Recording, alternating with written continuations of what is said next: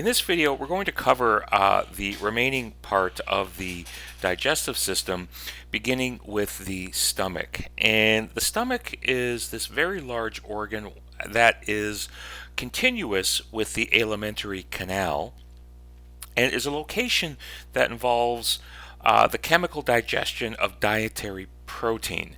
And when that dietary protein begins to be digested and broken apart, it is converted into a slurry referred to simply as chyme.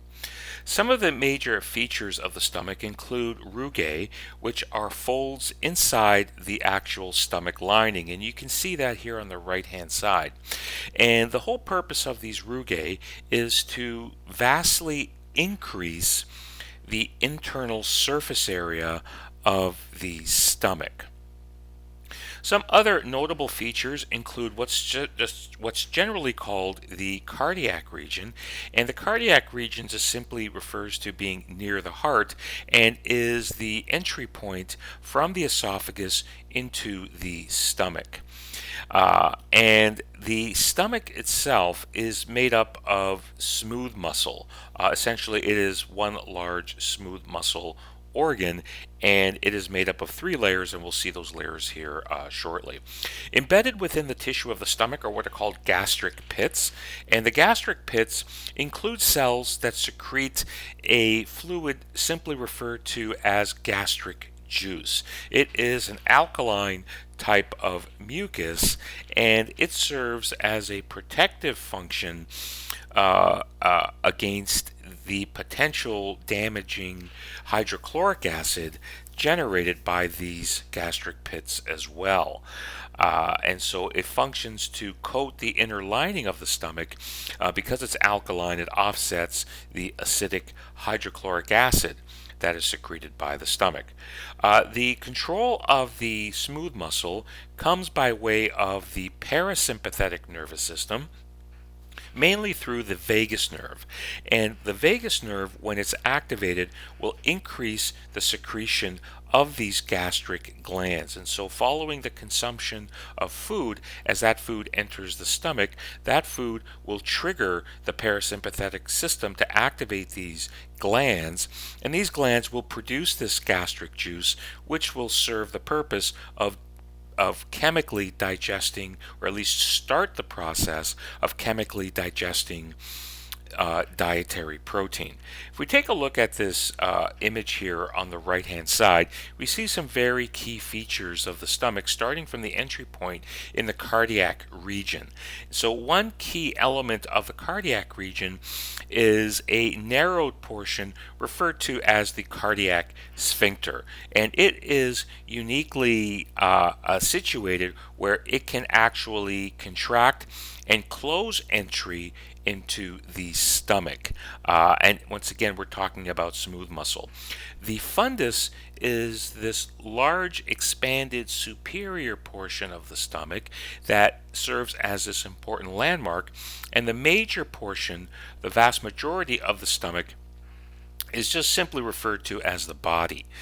The superior curve that is encompasses a lesser amount of surface tissue is referred simply to as the lesser curvature, as opposed to the inferior portion, which encompasses a larger portion of that superficial tissue, called the greater curvature. Once again, we have the rugae, those internal folds, and one unique feature of the stomach are the 3 layers of smooth muscle oriented at different angles. So we have the outer, more superficial longitudinal layer, the circular layer, which is in the middle, and the oblique layer. And all these layers are made up of muscular fibers at different angles, because when these muscles contract, it creates a non-symmetrical distortion of the stomach, and that will churn the food inside the stomach and contribute to what's called mechanical digestion. As we continue into the distal part of the stomach, we enter what's called the pyloric region, and this is defined by what's called the pyloric antrum. The pyloric antrum is this region of the distal portion of the stomach that sees the stomach start to narrow on the distal end. So it begins to narrow in the pyloric, called that pyloric antrum, and that narrowing will push what was food now is called chyme into the proximal part of the small intestine, and that entry is regulated by the pyloric sphincter. So like we had a cardiac sphincter as the entry point, we have this pinching of that smooth muscle called the pyloric sphincter, and when this muscle contracts, it closes the opening, and that prevents the exit of chyme from the stomach into the small intestine, and that serves the purpose of keeping that food in the stomach for a little bit longer so as to continue allowing for the digestion of that food. As we move into the small intestine, the proximal part, or the first entry, is called the duodenum. It's the shortest part of the small intestine. The next portion is called the jejunum, and this just illustrates a portion of the jejunum. And the most distal part of the small intestine is called the ileum. And the small intestine is actually the longest portion of the alimentary canal, and it's represented here in this drawing as this very long convoluted tube that food that was, well, actually was once food, now is called chyme, matriculates through this very long tube. It is the body's major digestion and absorptive organ, and that, once again, there are three subdivisions. So when we talk about absorption, once again, two major functions of the digestive system. The first part is to break food down into its molecular components so that we can absorb the molecules that will eventually course through the body in the digestive or in the cardiovascular system. The duodenum does have connections with the accessory organs, and those connections come through ducts, mainly what's called the main pancreatic duct, and just based upon its name, this is a tube directly connecting the pancreas to the small intestine. So as the pancreas produces enzymes, those enzymes will enter the small intestine where it accelerates the chemical digestion of food, as well as a connection from the gallbladder through the common bile duct. And there are rings of smooth muscle called sphincters that controls the entry of bile, which originates, the production of bile originates in the liver and is stored in the gallbladder. And that bile will facilitate the breakdown of dietary lipids, as opposed to the hydrochloric acid in the stomach, which facilitates the chemical breakdown of dietary protein. And so the sphincters not only control the entry of bile from the gallbladder, but will also regulate the entry of fluid from the pancreas. And the duodenum is the major, not the only, but the major absorptive organ of the nutrients from the digestive system into the cardiovascular system. The jejunum is the superior part of the coiled intestinal mass, and that's illustrated with this yellow box, as you can see in the top right hand corner, but the jejunum does continue throughout the abdominal cavity, and it essentially changes its name to the ileum. And the ileum forms a connection with the large intestine, and once again, as we saw throughout the digestive system, the ileocecal valve is a pinching of that smooth muscle that regulates the movement of that chyme from the ileum into the large intestine. So as we move into the large intestine mainly functions to absorb water from indigestible food residues and to eliminate indigestible food as feces. One additional function here that is unique to the large intestine is that the large intestine is home to anywhere from 500 to 800 different species of intestinal bacteria. And that bacteria will feed upon non digested carbohydrates. So, in other words, dietary fiber, which humans lack the enzymes to break down, will continue from the small intestine into the large intestine, where that dietary fiber is partially metabolized by that intestinal bacteria, which aids in digestive health of the organism. From a structural perspective, the first portion of the large intestine is referred to as the cecum, and that's the beginning of the large intestine. And a small mass of tissue just coming off of the cecum is the vermiform appendix. It's essentially a mass of lymphoid tissue and houses white blood cells. The colon is essentially the remaining part of the large intestine and is divided into unique distinctive segments named according to the subsequent portions of it, as the ascending colon that moves in an upward direction on the right side of the body. The transverse colon continues to the left side of the body, where it then moves in an inferior manner, and then through an S-shaped portion called the sigmoid colon that is continuous with the rectum. And the rectum is essentially that continuation of the colon that is located along the inferior half of the sacrum in terms of its landmark. The anal canal is the very last subdivision of the large intestine that the undigested food residues are evacuated from. In this picture here, a lot of labels here, but we're going to highlight some of the key items here. And we start with the initial part, which is called the cecum. And as indicated earlier, here you see this vermiform appendix, this small mass of lymphoid tissue that does not particularly serve any unique purpose. It's lost its unique contribution to digestive system activity over many, many generations, but is potentially subject to inflammation if this region is pinched off. Chyme continues in a superior direction along the right side of the body through the ascending colon.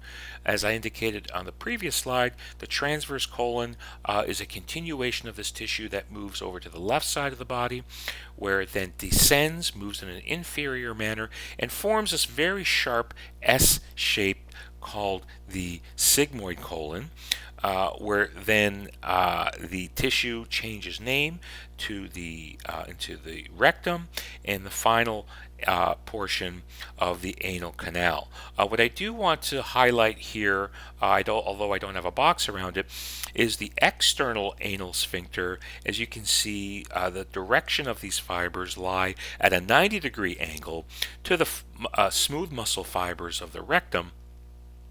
And because this is circular in nature, when the external anal sphincter is contracted, it prevents the emptying of the large intestine through the anal canal. So in on this slide, we're just going to take a look at a review of the accessory organs. And the largest accessory organ is the liver. And the liver, we know, plays many, many important roles for the functioning of the organism. But in terms of digestive function, the liver does serve as an exocrine gland and will produce compounds that will eventually find its way to the small intestine, which is the proximal port, the duodenum, where the majority of absorption of nutrients takes place. Let's not forget that the pancreas is a very important accessory digestive organ, and it functions both as an endocrine and exocrine fashion. As an endocrine organ, the pancreas will produce hormones. The two main hormones are insulin and glucagon, but insulin and glucagon will secrete through the membranes of the cells that make those two proteins, which function as hormones, into the cardiovascular system. But the exocrine portion of the pancreas will produce what's indicated earlier as pancreatic juice, which contain proteins that function as enzymes that accelerates the chemical digestion of the chyme that is located in the duodenum. And this pancreatic juice moves from the pancreas into the small intestine through the main pancreatic duct, which then fuses and merges with the bile duct. We'll take a look at this diagram on the right hand side here shortly. And once again, these all empty into the duodenum, and that is the location where a great amount of chemical digestion continues to take place. So on this picture here, although this is somewhat obscured on the posterior side of the liver, we have the right and left hepatic ducts, which will move the secretions of the liver into temporary storage in the gallbladder, and the gallbladder will temporarily store a fluid called bile, and that bile will then move, when triggered, into the small intestine. And what you see here is the common hepatic duct, and once again, going back to the liver, the right and left hepatic ducts will merge into the common hepatic duct, and the cystic duct, another important landmark here, is the duct that will move the stored bile in the gallbladder into the bile duct. And the bile duct is that merging of the ducts coming from the liver and the duct coming from the gallbladder. And what we also see here is the pancreatic ducts here. One such is called the accessory pancreatic duct, and eventually the main pancreatic duct, which is this very large centrally located tube, will merge with the bile duct and simultaneously empty the secretions produced by the pancreas, produced by the liver, temporarily stored in the gallbladder, into the proximal portion of the small intestine.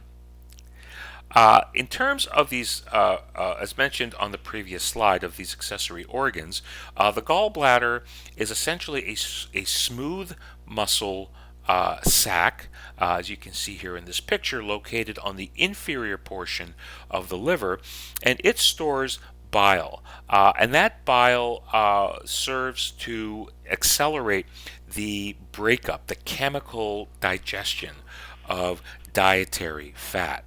The cystic duct, as illustrated on slide 13, will join the hepatic duct. So when you see the term hepatic, that refers to liver. So it joins the hepatic duct to form the bile duct, and those contents empties bile into the duodenum.